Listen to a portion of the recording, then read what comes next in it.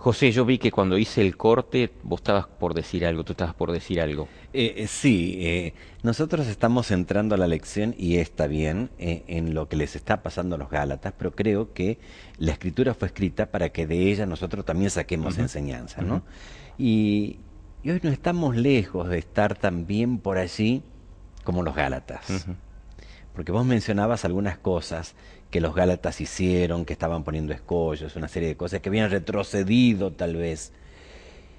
Y hay unas cosas que algunos hermanos nuestros o algunos teólogos nuestros también están tratando con sus propias ideas, con ideas personales, de imponer dentro de la iglesia adventista y Ujú, que no están de acuerdo con el respecto al Evangelio de Cristo. ujú, Y también tenemos que tener cuidado, porque en el ujú. último tiempo, en este tiempo, Satanás va a tratar de engañarnos, como dice el mismo Pablo, con filosofías y huecas sutilezas para sacarnos del Evangelio que Él nos está brindando a través de su palabra e imponiéndonos cosas que en ningún momento ni Dios ni las Escrituras Ujú.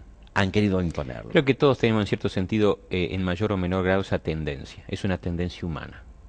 Es decir, queremos nosotros hacer que el otro entienda razones nuestras que creemos que son necesarias. Es decir, y cuando allí, cierto, somos más justicia que misericordia. Y entonces termina siendo que queremos imponer, dice, si no entendés, te queremos imponer esto, o mostramos muchas veces lo que somos nosotros, olvidándonos que si somos algo, es que Cristo obró en nosotros, ¿cierto? Y entonces Totalmente. yo pienso también en cuanto a la conducta, ¿cierto? Que muchas veces un diácono, un anciano presenta frente a alguien nuevo que entra a la iglesia, le presentamos más, ¿cierto?, los rudimentos que el Evangelio centrado en Cristo. Y por eso me encantó lo que puso allí el autor, alcanzar a los gentiles con el Evangelio, Eh, no con los rudimentos, con el Evangelio. Totalmente. Hablando de rudimentos, yo diría la contextualización, no a los rudimentos de Pablo habla en a los Gálatas, sino los rudimentos de hoy, que también hay rudimentos y muchos, ¿no?, dentro de la Totalmente. iglesia. Este año estuve en un lugar escuchando una exposición eh, en donde de pronto la exposición bíblica pasó de ser bíblica a ser personal. Claro. Y a empezar a dejar de lado el expositor, el predicador, la Biblia para decir, bueno, yo opino, hermanos, Ujú, que Daniel 11 ujú. Su posición. significa esto, esto y esto, y tenemos que hacer esto y esto y esto, porque Daniel en tal parte dice, y en un momento dado, quien estaba predicando me conocía, sabía que no era de esa congregación, entonces me preguntó, ¿y ustedes, los puigarenses, Ujú, qué opinan de Daniel 11? ujú, ¿Qué se habla allá en la villa de Daniel 11? ujú. Entonces, yo me quedé primero pensando porque en ningún momento he visto, digamos, un movimiento. Sí. No se habla, dijiste vos. No, le dije, en Puigari tratamos de hablar de Cristo, Ujú, ajá. no de Daniel 11. Yo creo que cuando lo mostramos a Cristo, Daniel 11 pasa a ser un aspecto importante en nuestra vida, pero no lo vital para la salvación. Ujú, Yo creo que si estamos en esta noche aquí es porque creemos y estamos seguros que vamos a ser ujú, salvos, pero no por saber lo que todo el meollo de Daniel 11, la profundidad de este profeta, sino porque lo hemos conocido a Cristo. Y ujú, creo que esa es la meta de cada uno de ujú. nosotros. Es lo que yo creo en mi pobre entender, le dije. No, hermano, y empezó de vuelta, tenemos que Claro. estudiar porque Ujú, la señora White dice que ujú, tenemos que saber muy ujú. bien Daniel y el Apocalipsis.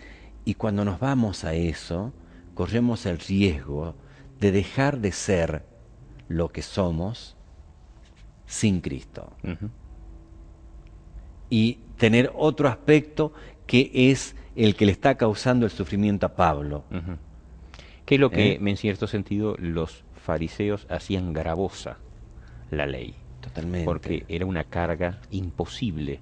La religión ya era, cierto, imposible para los judíos. El hecho es cómo Dios quita esa carga y la vuelve liviana. Dice, toma tu cruz y sígueme. Qué lindo. Y decir, no el solamente en Evangelio cuestiones en Cristo. profundas, ¿no? Sí. Tal vez en cosas muy, muy Simples. sencillas. Yo me acuerdo dos hermanas de iglesia, una de ellas esposa del pastor, la otra una miembro de iglesia, que teníamos que estar una vez al mes en junta por la posición del órgano dentro de la iglesia. Ajá. Una decía que el órgano tenía que estar mirando hacia la congregación para que la organista pueda mirar a la congregación cuando canta. La otra decía, no, el órgano no tiene que mirar a la congregación, sino mirar al batutero. Para que el batutero, sí, mirando a la congregación, lleve adelante el canto congregacional.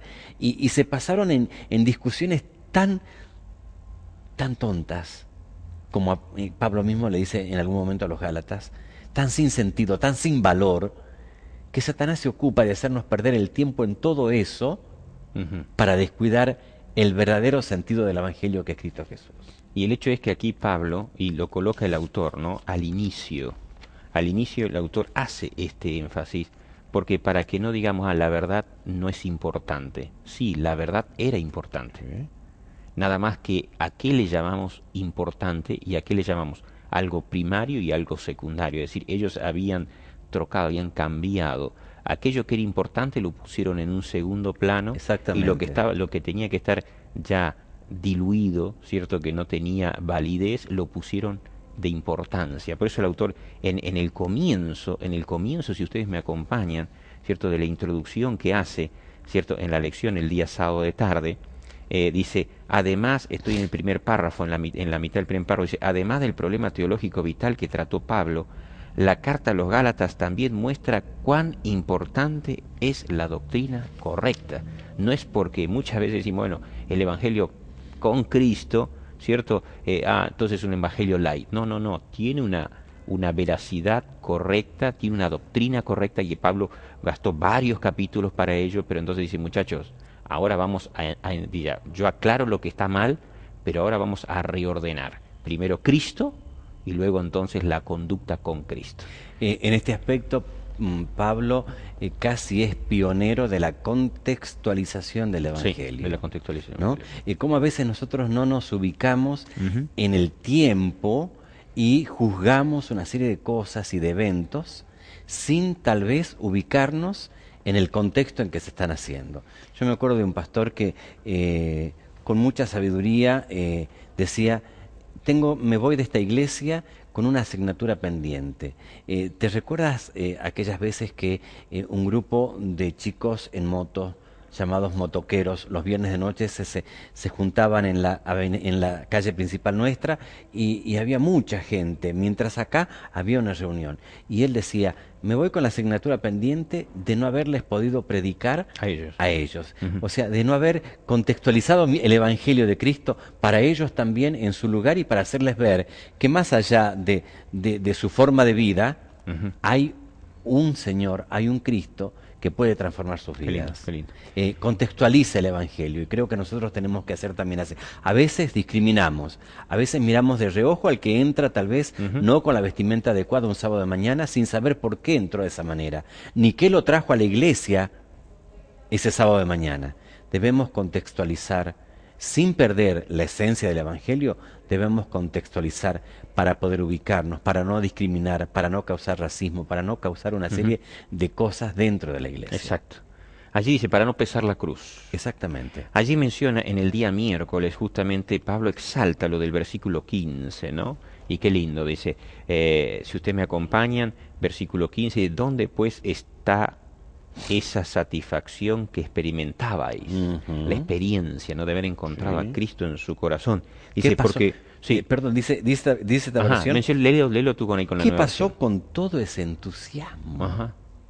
¿Dónde les quedó ese primer amor?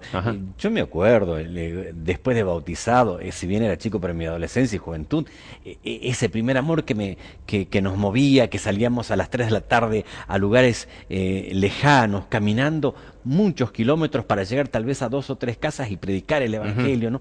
¿Qué pasó con todo ese entusiasmo ahora? Con esa se volvieron completa. tan sabios en su propia opinión que están sentados viendo qué es lo que hace cada uno y cómo lo hace. ¿Qué pasó con ese entusiasmo que tenían? Y yo me voy a algo más, porque Pablo profundiza de una manera muy bonita quizás haciendo breve, el hecho es que dice, ustedes te dice, están dispuestos, dice, estaban dispuestos hasta a sacar sus propios ojos para Ujú. dármelos. Pablo llega allí a Galacia, ¿cierto? Con una situación especial y me gustaría que en el comienzo del siguiente bloque podamos entenderla a la disposición de entrega de los Gálatas que tenían al recibir el Evangelio, que nada fue obstáculo para conocer y aceptar a Cristo.